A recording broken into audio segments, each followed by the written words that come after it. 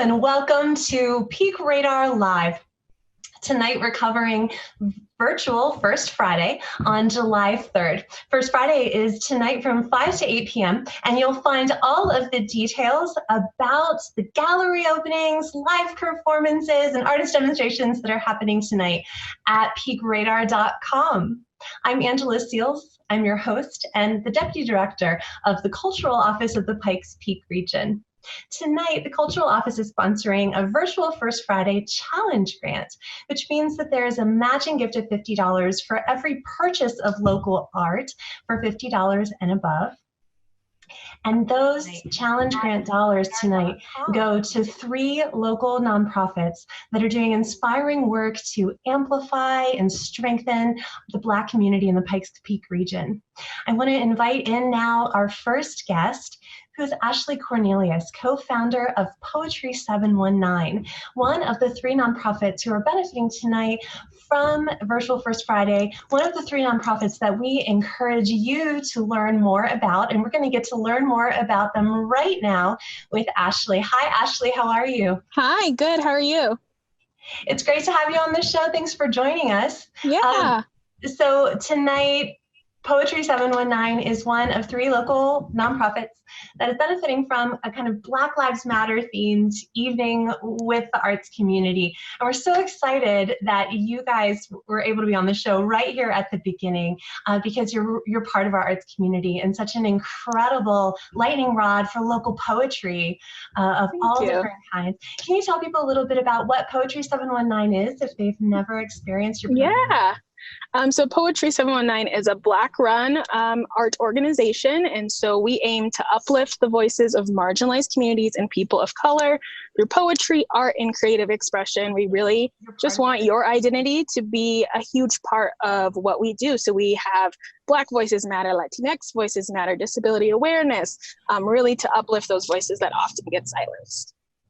Absolutely. And you have an open mic coming up on July 17th. Tell us a little bit about what the theme for that one will be, Ashley. Yes. It's a Women of the Mic open mic. So we really want to honor all of the women in the community. And I say that as a very inclusive and diverse term. And so we're just going to be highlighting the incredible work. As we know, so much of what's happening in the city is led by super strong women. And we really want to make sure that their voices and their stories get told by them. Fantastic. So tell us a little bit about how you started Poetry 719. I know you co-founded it with Christopher Beasley, who is also a poet and a great performer. What was it that you guys were wanting to accomplish when you began? Yeah, I think he was very big into the poetry scene, and we saw a lot of people telling our stories, sharing what it was like, trying to expound on racism. And we were like, we should share those stories. We really wanted to create a place where people could understand us, we could start to share who we are in our narratives, and we wanted people to feel inclusive. I know it can be very easy to feel alone in this city, but once you find the right communities, and I so deeply believe the art community is one of the most connected and beautiful and powerful places, so we really wanted to increase that with inclusivity and diversity. Yeah, and you really have. And I can say, as someone who has participated in Poetry 719 programs live and also virtually, your open mics and different programs you've been doing on your Facebook page, that you really create an amazing space. And I think that that is part of the magnetic energy around the organization. Even people who are not sharing poetry feel all those people who are supporting each other and the power of hearing perspectives and voices and really passionate perspectives that we don't always get a chance to hear, that don't have a dedicated space. So I think you guys have done amazing work at that. Thank you. And I'd love to hear you perform. Yes, thank you so much. Yeah, I'm going to perform a piece called Defy Silence. Okay. Thank you. Yeah. People have often called us Black folks loud, boisterous and thundering, our laugh cackling cackles and exuberant exaltings deemed uncouth in certain spaces. Our voices cacophony to most ears, jazz to those with a seasoned palate. We turn up to turbulent bass levels, we bump Tupac, we blast Tony Braxton, we crank up Billie Holiday, we provide front row concerts for the entire neighborhood. We do not know how to mourn quietly. We wail and scream in hopes our voices are resurrection enough for our buried. Even our whispers are seismic. There is no distinguishing between inside and outside voices. As caged birds now free, we sing too loud and too often, making up for years of oppressed silence, because being loud means you're alive, means you have found a way to survive and are celebrating. And we are defying darkness with demonstrative declarations of love. Dr. King once said, our lives begin to end the moment we stay silent about the things that matter. Which is to say, Black lives matter, which is to say, Black voices matter. When textbooks silence slavery and call it a cultural exchange, we get louder. When little Black girls go missing and the news reports a cat stuck in a tree instead of her picture, instead of her name, instead of an Amber report, we get louder. And when innocent Black men are killed and the murderers are called heroes, we get louder. See, we have been loud for centuries, and we will continue to raise our voices against injustice. We will dedicate our harmonies to Dr. Reverend Martin Luther King Jr., a man whose voice was powerful and led a nation, and his impact is still reverberating in our ears to this day. Do not think this poem is about the volume of our voices. Is about the power of speaking up in a world that is expecting you to stay silent. So, will you join us and be loud? Will you defy silence with your voice? Thank you. Ashley, you just transformed the space around you. You are in a car and like delivering this amazing, powerful work of art. Thank you. Thank you so much. And I encourage everyone tonight to learn more about the work of Poetry 719. Link to their Facebook page is right here on the Facebook event of Floor Peak Radar Live. And you'll also find information about Poetry 719 and a link to donate directly to them on the Virtual First Friday landing page tonight. So thanks again, Ashley. Is there anything else that you want to share with anyone about Virtual First Friday or about the work of Poetry 719? Yeah, I think I'd just like to share that this is such a collective community, and I'm so happy that this First Friday is shining a light on some incredible Black organizations and leaders, and that we get to vote with our ballots, we get to vote with our money and our energy. So think about ways that you can vote to sustain the art community, the Black community, and all the ways that you interact in your life. Great. Thank you so much for joining us tonight, Ashley. Thank you. And have a great evening. Thanks for the poem as well. What a gift. Of course. Allison on Facebook said, Ashley is such a gift. And it's so true. And so is Poetry 719. Thank you very much. Thank you so much. Bye. So Poetry 719 is just one of 3 nonprofits that are supporting healthy Black communities here in the Pikes Peak region that are benefiting from Virtual First Friday tonight. The other 2 are My Black Colorado and the Colorado Springs Black Business Network. So just like you can learn about Poetry 719 on the Virtual First Friday page, I encourage you to hop over there and learn about them as well. They're all doing incredibly transformative work, and they deserve our support as much as the galleries tonight that are selling local artwork. Let's go ahead and let in our next guest, because we're going to go straight in to a gallery tour of a gallery that has 3 shows opening tonight, and that is Kreuser Gallery in the downtown Colorado Springs Creative District. And with us right now is Jasmine Dillavou, who is a local artist and one of the featured artists in the Capturing Essence exhibit at Kreuser tonight. Hi, Jasmine. Hi, how are you? It's so great to see you. Thank you for spending a little time with us tonight. How is it going so far? How's the exhibit look? So far, so good. I think it came together really well. Wonderful. Will you tell us a little bit about Capturing Essence? And I know you're one of 3 artists who are part of that exhibit. Why is it called Capturing Essence? So the title Capturing Essence is literally speaking about what the work is. Each of us chose the items in our lives that are important to us and made work about it. So with my paper casts, for instance, they're real items from my real life that I have casted and highlighted and pulled the essence from like a shadow and brought them forward and put them on a pedestal and made them real again. Yeah, fantastic. So how many pieces do you have in tonight? So altogether, I have 27 pieces. Are you kidding? Oh my gosh, Jasmine, you've been busy. Always, always.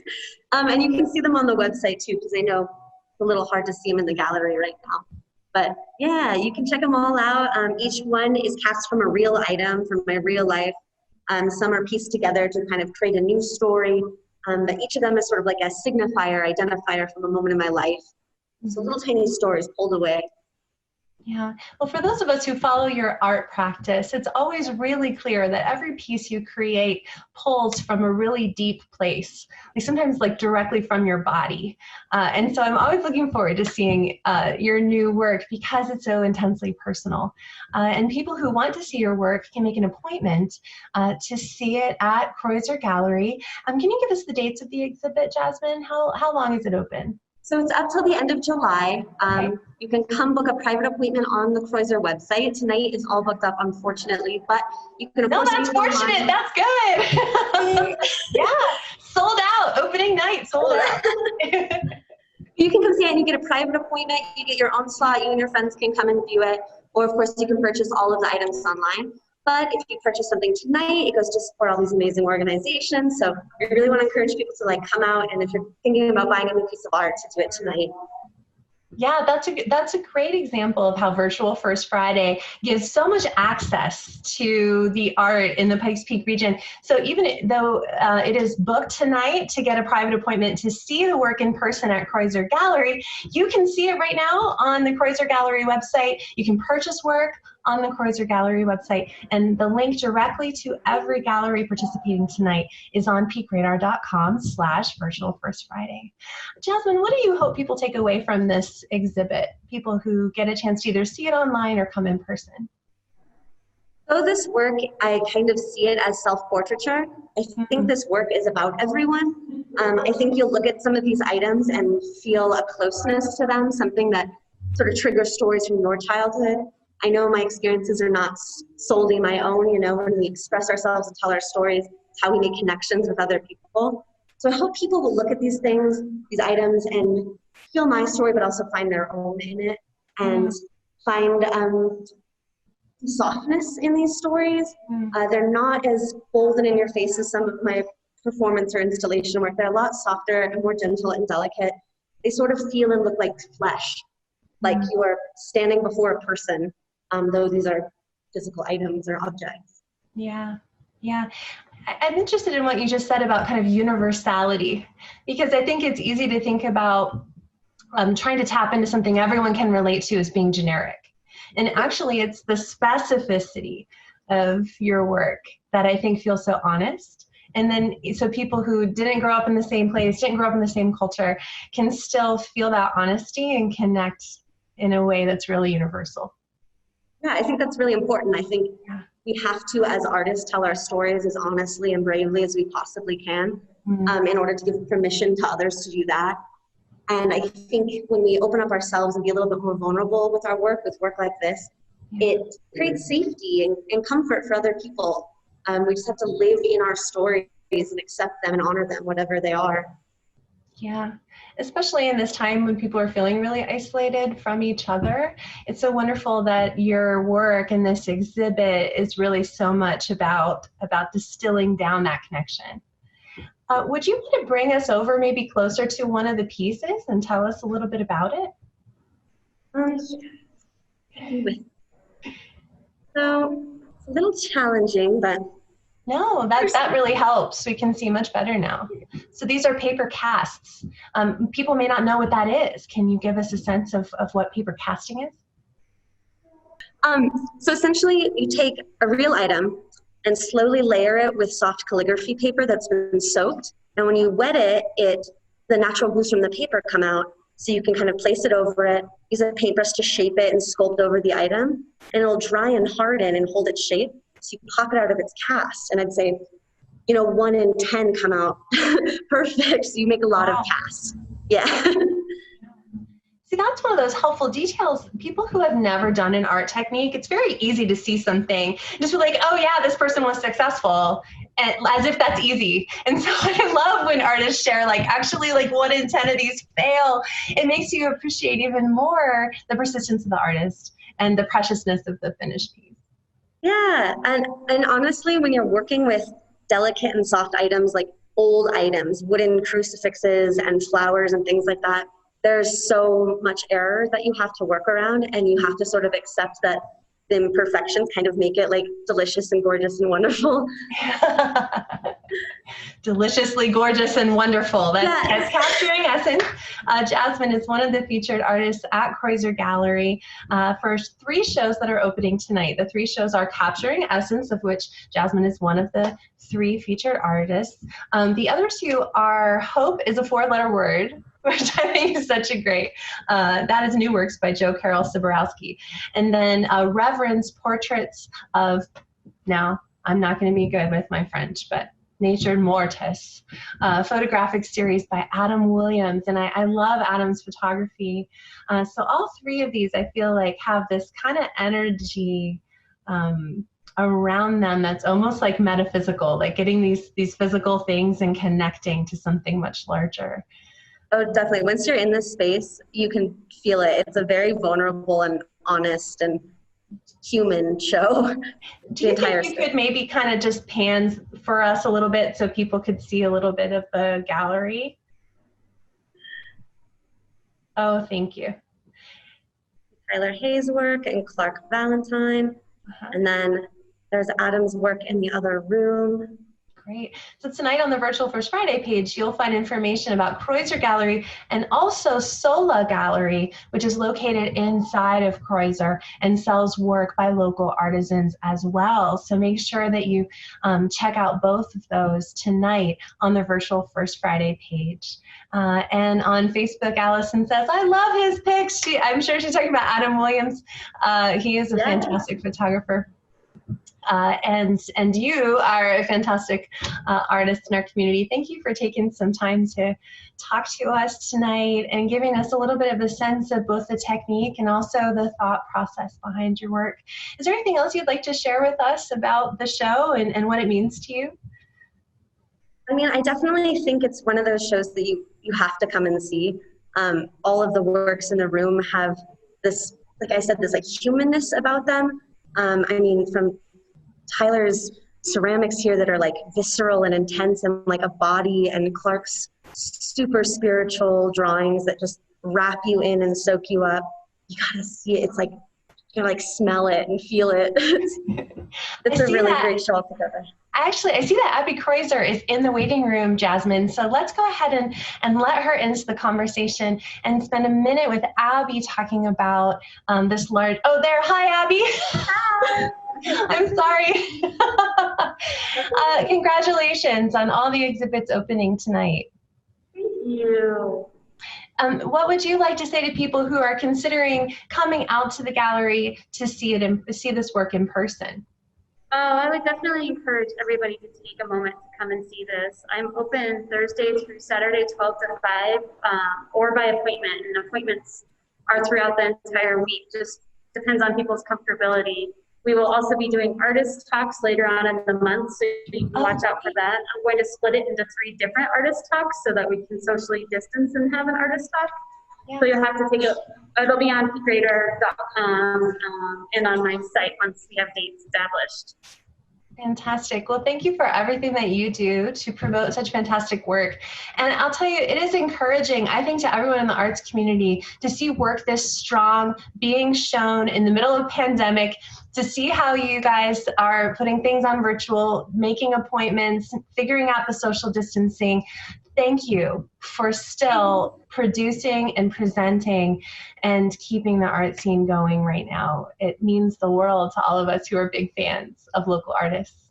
Well, and thank you to you too, Angela, for all the support you have given to the local arts and helping us navigate this new way of things. You need to give yourself some credit as well. Well, the work of the Cultural Office is to support arts and culture, and it is a great honor, especially right now. So thank you both, and encourage everyone to check out the work currently at Kreuser Gallery and Sola Gallery, and of course Capturing Essence and the work of Jasmine Dillavou in that specific exhibit. Thanks, Jasmine. Thanks, Abby. Thank you. Have a good night. Good night. So remember, you can purchase work online tonight. we can go ahead and transition. We're going on to our live on the street. Hi, Jennifer. I'll be with you just one quick second. I'm just going to tell people to remember that you can purchase work online tonight at peakradar.com/virtual First Friday and support local artists and local galleries, and through the Challenge Grant, 3 local nonprofits that are supporting Black communities and amplifying Black voices in our region as part of the Black Lives Matter movement. And those are Poetry 719, My Black Colorado, and Colorado Springs Black Business Network. But now we are live on the street with Jennifer DeDominici. She's having urban explorations tonight as part of our show. And tonight she's at Cottonwood. Hi, Jennifer. Hello, can you hear me? Yes, I can, and I can also hear the wind and see like a dramatic wind. Mother Nature had its own artistic ideas for the evening. Yeah, so you are coming to us live tonight from Cottonwood One Way in the Downtown Creative District. Tell us a little bit about what you have seen there tonight. What's going on? It's pretty stinking cool so far. So Cottonwood One Way, it is. So you can probably see behind me, I'll switch the camera in just a second, but it's a one-way directional walking tour of the Cottonwood Center for the Arts. They have these, I'm going to switch the camera now. Let's see if I can do this as smoothly as possible. Great. Thanks. Show us where you're at. So you'll see here, there's a start here sign and you wait here, and then you are able to follow the dots and stay a pretty safe distance from the person in front of you or the people in front of you if you are in your pandemic pod. And once you get to this point, I'm not going to get too far in here because I took my mask off, because once you get in here, you should be masked. You can see we have Ormayo dancing against the brick wall over here. Oh, wow. And we have some awesome mural artwork being done as we speak. Oh my gosh, they're painting right there on the wall of Cottonwood. How exciting. Yes, let me see if we can get this other one. I love the creative use of the dumpster. Yes, sorry. Yes, the enter. There we are. And we have this giant thing. We can put a sign on it. Yeah. My Name is Harriet is playing right now. Later there will be another live musical artist as well. So far this seems like a pretty cool way to have a live art experience, which we all are so craving right now, and to do it in a way that's following all of the guidelines for health and safety that are being recommended at the moment. Sorry it's so windy. I hope you can still hear me. No, that's fine. That's fine. Thank you so much for showing us what is going on there. So Cottonwood One Way is the reopening of the Cottonwood Center for the Arts space. You can go through the entire Cottonwood Center for the Arts tonight in a single directional flow. You can see working artist studios. If you've never been in there, it's truly a magical space. And they have galleries that exhibit work as well. So there's tons to see and do tonight, as well as Jen just mentioned, Ormayo and My Name is Harriet, and the live mural paintings that are happening. Yes, and featuring the work of Aaron Graves inside. I can't wait to go in later. Yes. Aaron Graves I've been able to wear some of his fashion art before on the stage at the Fine Arts Center. And last year, many of us got to see his fashion art walk the runway during Sachet at the Fine Arts Center. So I can't wait to go in later and see it myself.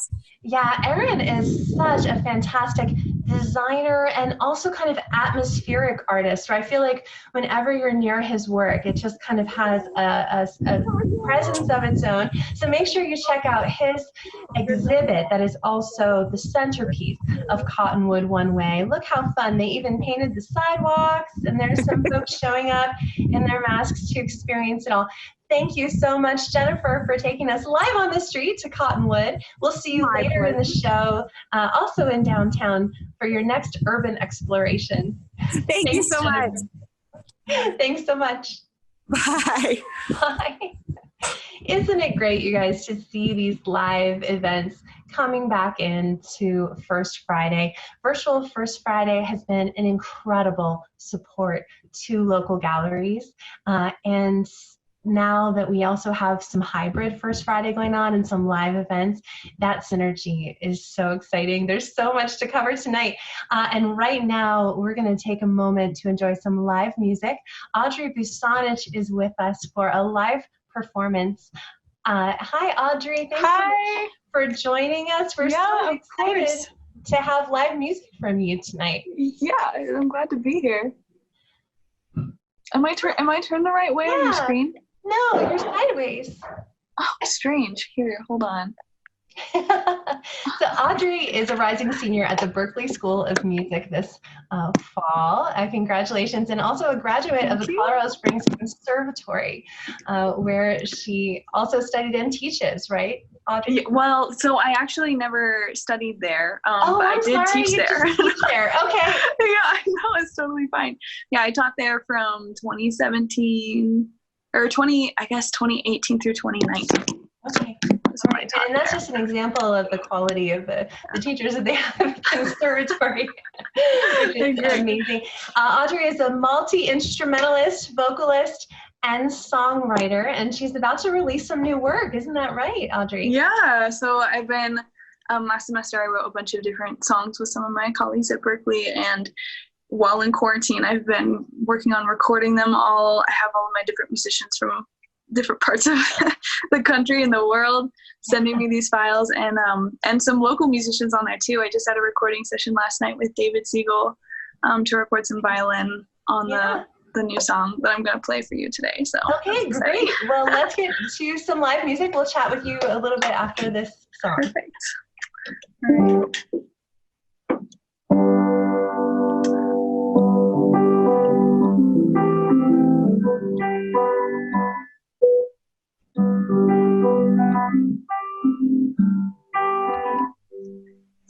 I'd live a quiet, simple life, getting paid and getting by, rent a cheap apartment in the city. But I'm quite content with paper dreams, country living and magazine, 'cause my home is anywhere you're with me. I know you wanna give me the world and all that you place every star at my feet. But I just wanna be in your world, loving all that you are. 'Cause darling, your beautiful heart is all I'll ever need. We could go on down to Broadmoor Street for champagne and fine cuisine, or get $2 tacos on a Tuesday. And I'd taste your love just the same, 'cause it's in the way you say my name as I tap my foot with yours beneath the table. I know you wanna give me the world and all that you are. Place every star at my feet. But I just wanna be in your world, loving all that you are. 'Cause darling, your beautiful heart is all I'll ever need.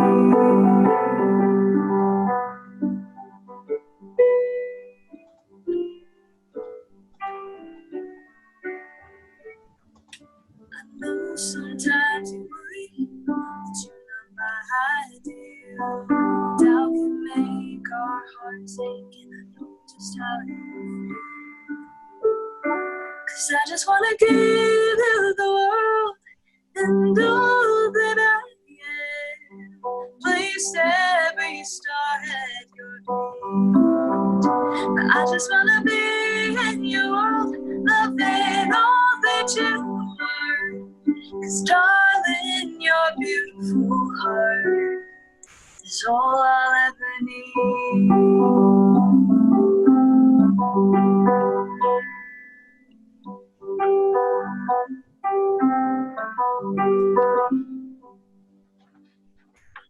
Thank you. Thank you so much. Thank you so much on behalf of everyone who's watching on Facebook. Thank you for performing for us. There's something so special about this being right there in your own space. You just take a sip of coffee and playing at your piano. It's really neat to experience art so intimately, you know? I know, and I don't have to drag my piano around with me or keyboard to a venue. That's nice too. So tell us a little bit about that song. What's behind that song for you? Yeah, well, it was sort of one of those songs that just kind of wrote itself almost. I was in my little tiny apartment in the big city of Cambridge in Massachusetts right after I had moved there. And I was thinking about how different city life was to life in Colorado Springs. And yet how when you love the reason why you're in a situation or the person that you're there with, that you can kind of make a beautiful world out of that, like city life. So yeah. Yeah. So now that you are expand, I know you've probably traveled before you went to Berklee School of Music, but what do you think now, looking at the Colorado Springs art scene as an artist from here? What do you think are some of the traits of it that you see now, even as you go out nationally? I think the thing that I noticed the most when I moved to Boston was how much I missed being able to go downtown or go into the city and see somebody that I knew, kind of no matter what time of day it was or what day of the week, because the art scene in Colorado Springs is so interconnected and there's so much overlap between different areas of it. I really missed that familiarity in a city that's as big and international with such a moving population as Boston. I missed that kind of connected feeling that I really grew up with my whole life here. So it's nice to come back to. Yeah, well, we're so glad to have you back. We have time for another song if you'd like. All right. Yeah, I'd love to. With us. Yeah, we'd love that. Thank you. Yeah, this is the one that I'm working on recording, and it should be aiming for about September release date. I wrote it with my friend Lizzie McAlpine, and it's called Lost Myself.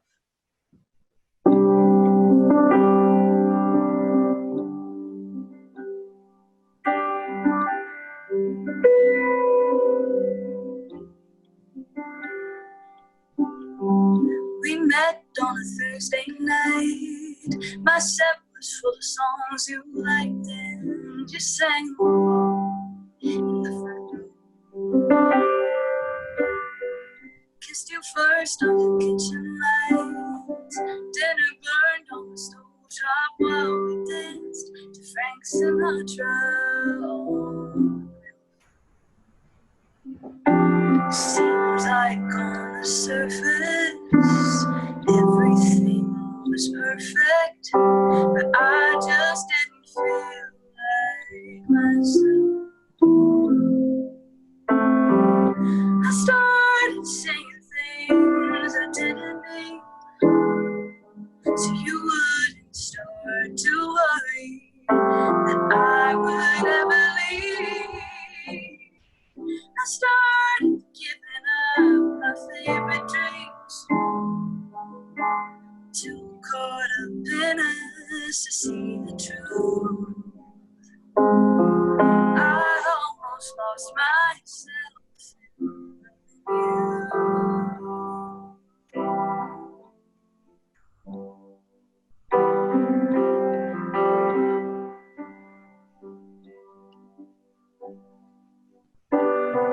Said I love you in the parking lot, and for the next few months I thought that I probably would be happy, but I wasn't.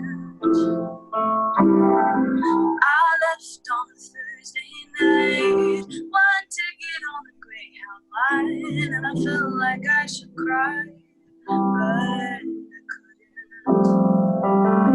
I started to remember together and who I was before we met. Before I started saying things I didn't mean, so you wouldn't start to worry that I would ever leave. I started giving up my favorite dreams. Oh, caught up in us to see the truth. I almost lost myself loving you. Ooh, loving you.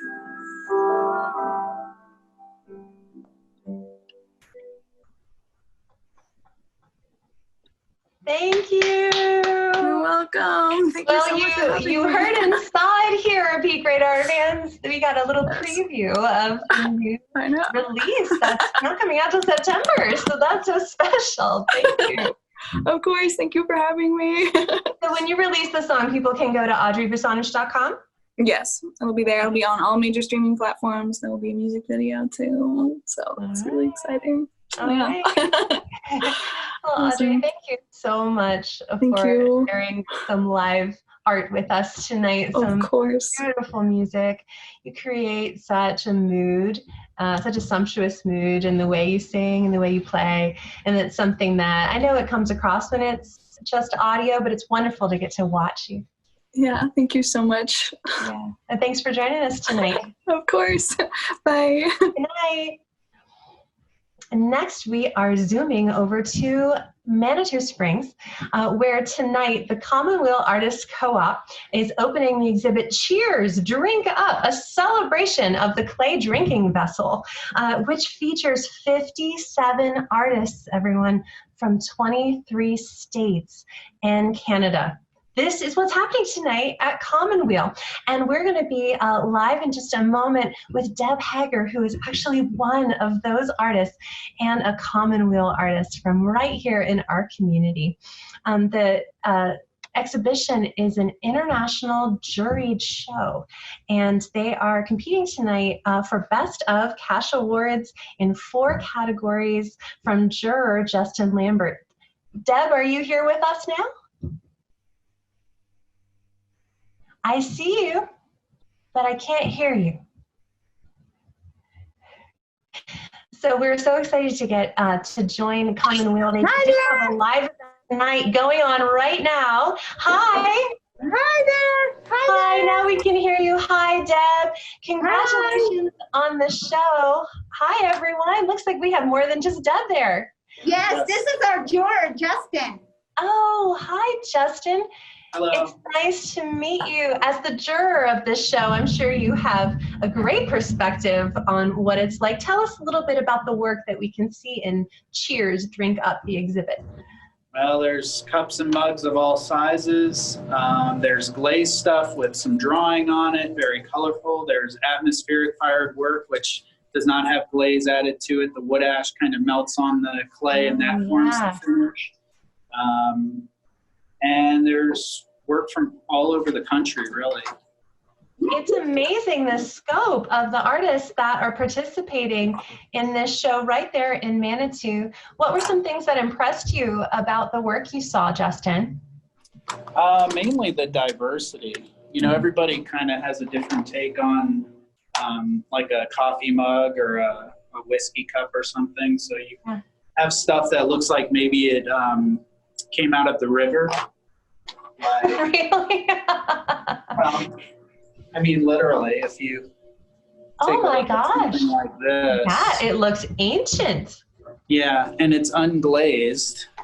So all the finishes from the wood ash melting on the clay and forming the glaze. Fascinating. So much of ceramics is also just that, the joy of the technique and the way of making, how you can see that in the piece.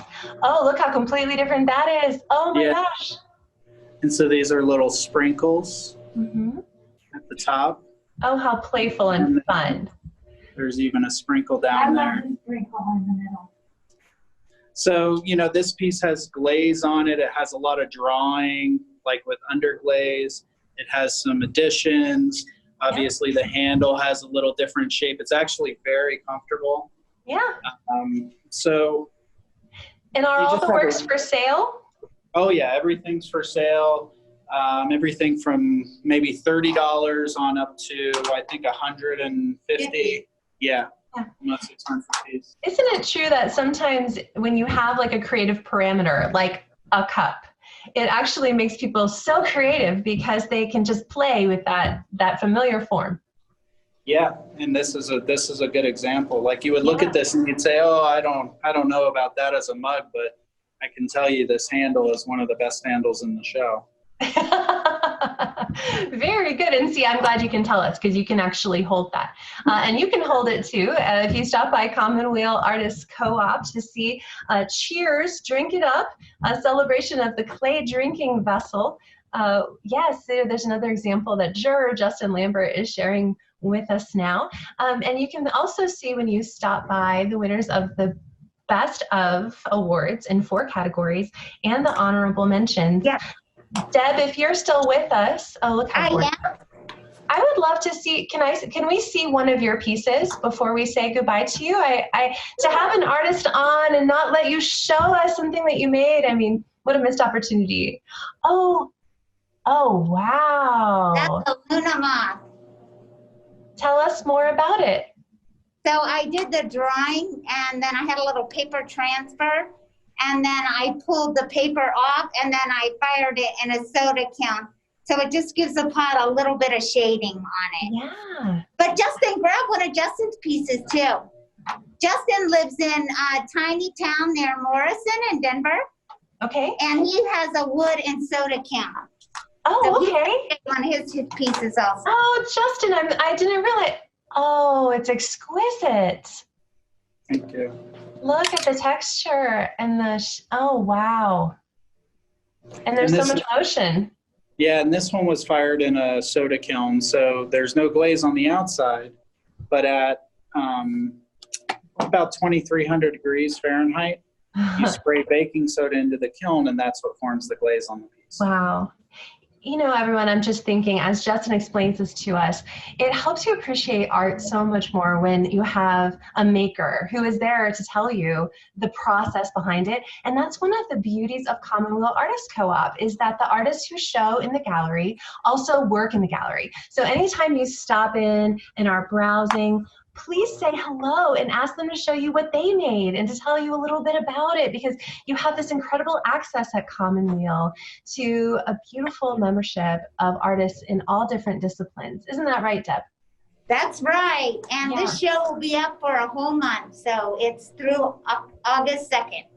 Okay, fantastic. Thank you so much for letting us join you in Manitou Springs tonight. Good luck with your opening reception. And congratulations on a show of this scope. Again, 57 artists from 23 states in Canada. Our art scene is so exciting. Thank you. Thank you so much. Commonwheel is exciting. Okay, thanks. Good night. Take care. Bye-bye. You can visit Commonwheel virtually tonight on peakradar.com/virtual First Friday. You'll find them and 27 other galleries represented this evening. Some of them are virtual only, some of them are in person only, and many of them are both. And that's just a neat place we're at right now, where we can experience our local art scene in all of these different and sometimes new ways, just like we just got to do there with Commonwheel. Now we're going live on the street again to another urban exploration with our correspondent, Jennifer DeDominici. Hi, Jennifer.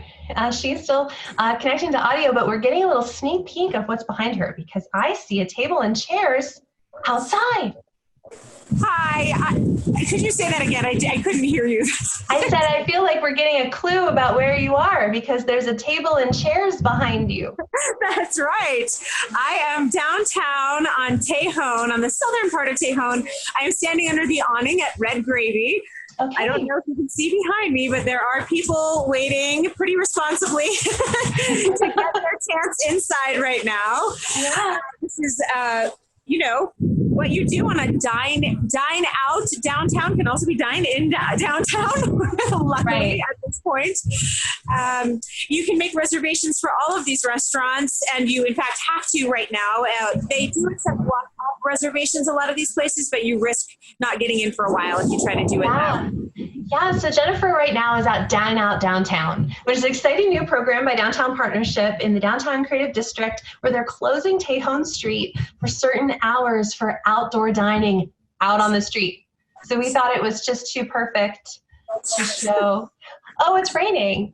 Oh, we're in the middle of a big thunderstorm. That's why I wasn't showing the tables. All of our production prep, and I didn't really think, like, what if it thunderstormed? Well, but you can really see how much work they put into this. I mean, look at all the tables. You can go, can you pan to the left again? Yes. So you can Dine Out downtown. There's a block between Colorado Avenue and Pikes Peak Avenue on Tejon, and then another block up alongside Acacia Park. That's right. Between Bijou and Pikes Peak. No, between Bijou and Platte, where you can also dine at local restaurants inside or outside. Yes. Luckily, this is a rare occurrence in Colorado that we are rained out of something. That's true. And we're always so grateful, for rain. And it could change in the next hour. Yeah, and people could come right back outside and eat. It's one of those things I think about, Jennifer, like there's things during the pandemic that are things that some of us, we've been thinking about for a long time and just haven't done. And closing Tejon Street is one of those things. Yes. That people have talked about.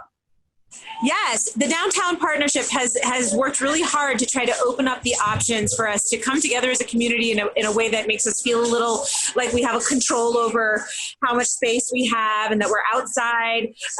So I'll show you here a little bit. It is raining, so we won't go very far, but you can see where the barriers are. So they have actually closed down. This is the section of Tejon that is closed down here, and then there is another section up farther north.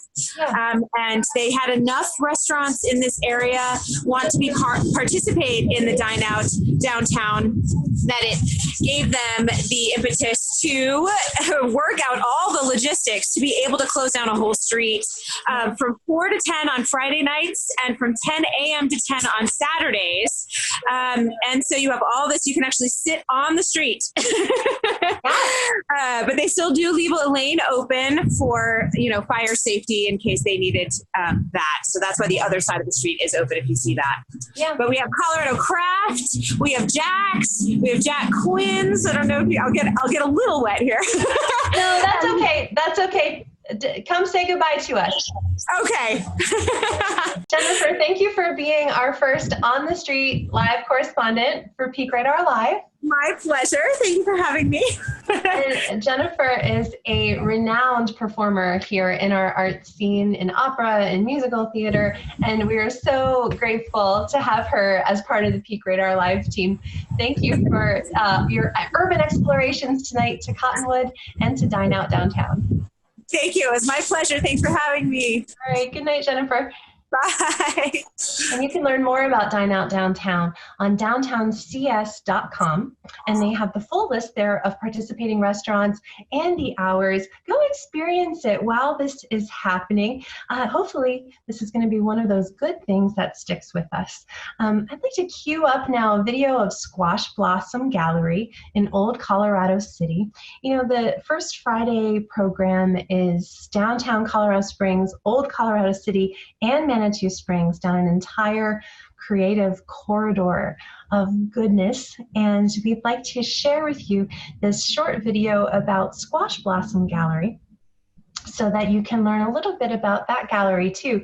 And we are planning to visit them in person on an upcoming episode of Peak Radar Live. I think there's such a great experience with coming to the brick and mortar store. In Colorado Springs, we have the pleasure and size of a larger location. An old historic building, the ceilings are 12, 14 feet high, so it allows us to deal in larger paintings. We handle furniture there, we handle sculpture there. So it is more of a wide range of product. The Colorado Springs Gallery does such a wonderful job of curating their artists. Our decor, our feel, our big front door. We encourage people to come in and relax. Having art walks, getting people in to enjoy, to see the things close up. You do have to experience the textures, the colors firsthand. And you get to meet the artists at an art walk, which changes everything, I think, once you know the personality behind the work. The Colorado Springs store has a real strong line of international jewelers, and we branched out to a lot of internationally known designers from Turkey and Brazil, Germany, Italy, Spain. They're unique pieces you don't find in too many stores around the country, and we're honored to handle them. So that is Squash Blossom Gallery in Old Colorado City. What a gift they are. If you haven't stopped in there, they are open this evening until 8 p.m. as part of First Friday. And again, the full schedule of First Friday is at peakradar.com/virtual First Friday. Now for our last interview of the evening, I'm pleased to welcome Nathan Newbrough, Executive Director and CEO of the Colorado Springs Philharmonic. They have some exciting things coming up in the next 24 hours, and we thought it would be a great way to end tonight's show to get a little sneak peek of what's up ahead on the 4th of July. Hi, Nathan. Thanks for joining us. Angela, hello. Happy 4th of July to you. So we know that the Colorado Springs Philharmonic is the centerpiece of probably the largest arts event of the year in the Pikes Peak region, with 80,000 people who come and watch you at one time, usually in Memorial Park. So this year, the Philharmonic and Sports Corps teamed up to offer our community a really creative re-envisioning of that important moment. I think it's always a moment where people feel like they're part of a single place, and they get to hear their symphony. Yes. So how did you preserve that in the new model of Symphony on your porch? Well, it's a 43-year-old tradition. Wow. 47-year-old tradition 47. Here in the Springs. Right. It just grew. No, 47-year-old since 1973. This orchestra, the Colorado Springs Philharmonic, has hosted this major public event. In fact, I think it's the biggest public gathering of the year, every year, at Memorial Park. And this year we can't do it as planned. So we started thinking with our partners, the Sports Corporation, what's the next best thing? And in consultation with the city, with the musicians of the Philharmonic, and with so many others, trying to discover what's the next best thing that we can do. And this idea sort of emerged that let's not just have one fireworks show. Let's make sure that everyone, or as many people as possible, can see it from their home, because we want them to stay home. We want them to stay home with their family where everything's safe and see the fireworks display. So there are 10 fireworks displays happening right after 9 p.m. tomorrow night, weather permitting, and with a broadcast from the Philharmonic that's going out to you over many different stations up and down the dial. Right. So we have the map of where all 10 of those fireworks displays are, and the 6 radio stations, maybe there's more now, but there's at least 6 radio stations that are broadcasting the Philharmonic, and KKTV will have live fireworks display as well. Correct. And all that information is on peakradar.com. Just search for Symphony on Your Porch, and we'll connect you to all of that exciting information. So how does the Philharmonic feel about the new design this year? Well, we're all, every one of us, whether you're with the Philharmonic or not, we're all learning to live with little disappointments. But for the musicians of the orchestra, they are born to play for audiences. And so this is a disappointment for us, for sure. We're glad that the community will still hear our orchestra over the airwaves. There's about a 27-minute radio broadcast that will happen with music of the Philharmonic. And so we're still able to feature them, but not in the way that we love to do that, because they love to play for live audiences. And the 4th of July is really a thrill for them. So we're all sorry to have them live, but this will be something special, something unique, something this community has never seen before. Yeah, it's so neat how you decentralized it, and in that created so much access. Although I'll say, as someone who has gone down as one of the 80,000 to Memorial Park, I've always found it very accessible. And I think one of the things that's so great about Colorado Springs is that even a big event like that still feels like a small town gathering. And part of it is that we have this incredible orchestra that belongs to all of us and features musicians who live right here among us. Exactly. It's a special thing. And, there's when the weather is right and when the sunset is just right, there is nothing like seeing this vast sea of people all listening to the Philharmonic and in great anticipation for the fireworks to come. So this will be different, but it'll still be special. And it starts out before the fireworks, Black Hawk helicopters from Fort Carson, because they're a partner in this too, will be buzzing the town. Get out. Everywhere that there's a fireworks location, these Black Hawk helicopters will buzz the town. I'm really glad you shared that with us, David. It'll be very exciting, and I hope I'm not giving a spoiler away, but I think that's already released. I kind of hope you are, because Peak Radar Live gets the scoop. You get the scoop. This is an exclusive for Peak Radar Live. What time does it begin? The broadcast begins right after 9:00, and and if you go to cs4thofjuly.org or go to peakradar.com, you will get all of the details there about all the stations that are taking part. Of course, one that's close to our heart is 88.7 KCME, the classical station here in town. So they're participating too. The broadcast starts right after 9 p.m. Okay. Starts with Tchaikovsky's 1812 Overture, and I won't give away the rest of the program. It'll be a surprise, but it's very exciting. Nathan, you mentioned earlier how much the musicians miss performing. And I want to mention the Take a Stand campaign that you guys have going on, the incredible stand that the Philharmonic has taken of supporting the musicians during this time. Will you tell us a little bit about that? I would love to. Well, this is a commitment we made right when everything shut down in the middle of March. It was a time of a lot of confusion, and we wanted to add some certainty to it.